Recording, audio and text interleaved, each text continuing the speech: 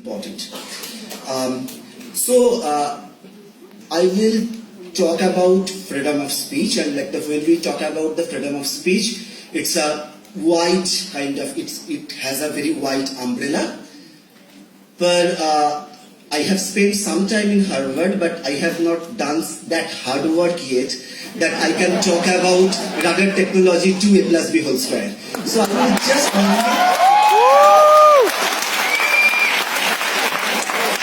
will just limit to the aspect from where I come, that is the freedom of speech in academic space.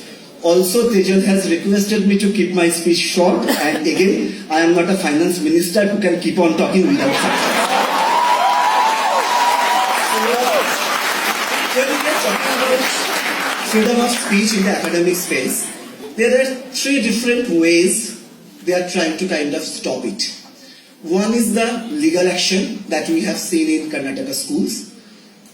Second is procedural, that just have been mentioned, that sending emails and gag orders and etc. etc.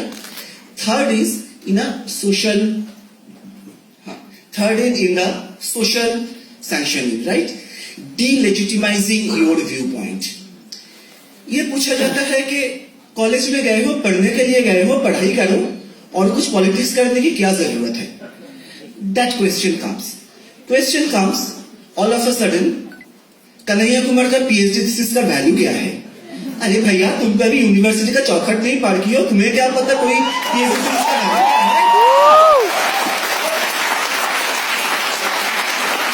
So I ask the question, but some people ask these questions out of their, their vested interest. They don't want to disrupt this power structure. My dialogue is not with them. They know very well what they are talking about. I am having the dialogue with the concerned parents who are really concerned, and they know that one degree certificate that their kids will have, that is their passport for a better life. That is their survival tool, and that's why they are worried when they see the all blood-laden face of Aisha. I don't know she is here or not, but yeah, all those things. They ask the question, college में गए हो पढ़ाई करने के लिए, पढ़ाई करो. I question back. तो फिर डांस क्लब को बंद कर दो, जो स्पोर्ट्स मीट होते हैं उसको बंद कर दो, कल्चरल फेस्ट को बंद कर दो. When a person is coming to a college or an university to do a say for example engineering, what is the reason? What is the need of having the cultural fest, having the sports meet?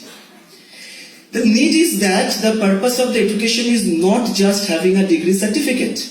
The purpose of the education is to have an overall upliftment, overall development of a person's mind.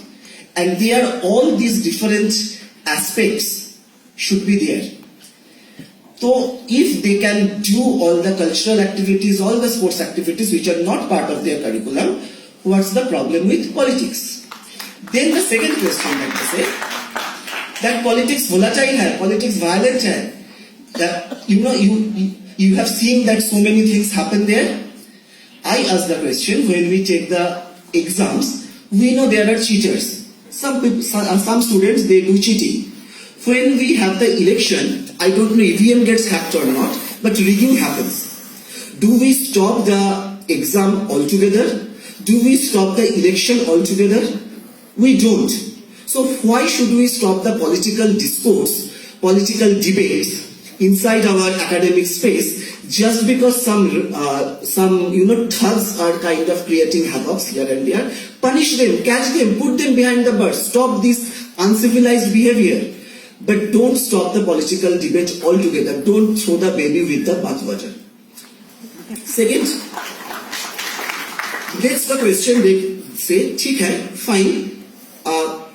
But why is what is the need of political discourse inside an academic institute, particularly technology institute from where I come? JNU, JU, AC, वो सब तो गए गुजरे हैं. वो तो already we know they have gone. Why IITs and IIMs, they are now kind of coming up in protest? I ask the question, I'm a chemical engineer. What is the value of a chemical engineer who does not understand the politics with the environmental issues?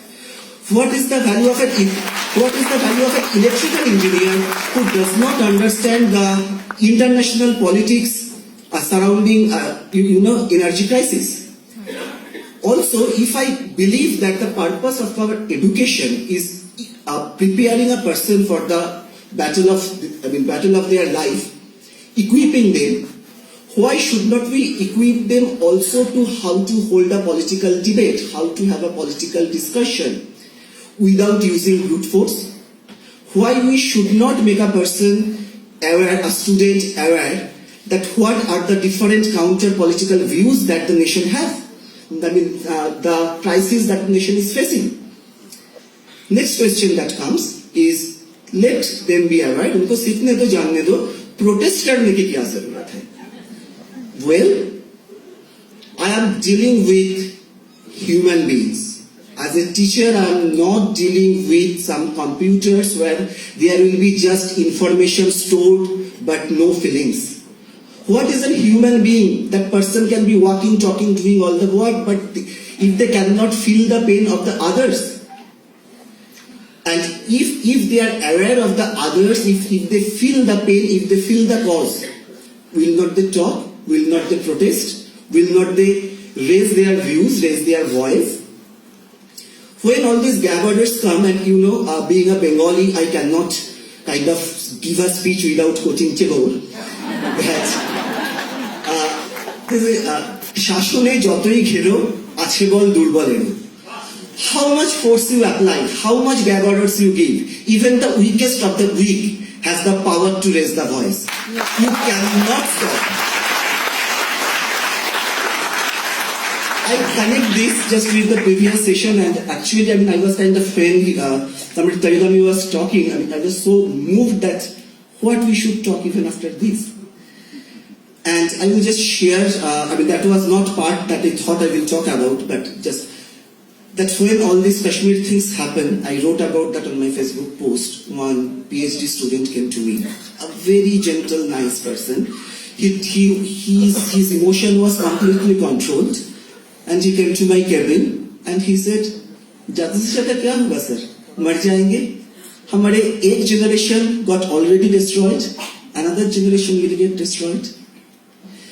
If being a teacher I am not moved by these words, if these words does not bring me to street, I should resign. I don't have any right to be a teacher. Finally, I will come to the point of so-called apolitical neutrality. I would like to make a distinction here between the institute and its members. Institute as a body can still remain apolitical, not taking a side in most of the situations. In some situations, they should take. I will just take you one example. When Supreme Court gave their regressive judgment about 377, not the second one, the first one, reinstating 377, I was doing my postdoc at NCBS, National Center for Biological Sciences. Within 1 week, they sent out a circular to all their students and all their members with a anti-discrimination policy, specifically underlying and mentioning about the people with different gender expression and sexuality. So we cannot go against the law of the land, but we can protect our own environment, our own area.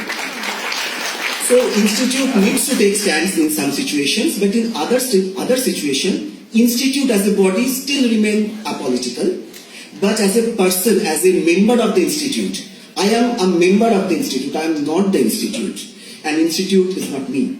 So I have my own voice. Every member of the institute, they have their own voice, and they should have that one.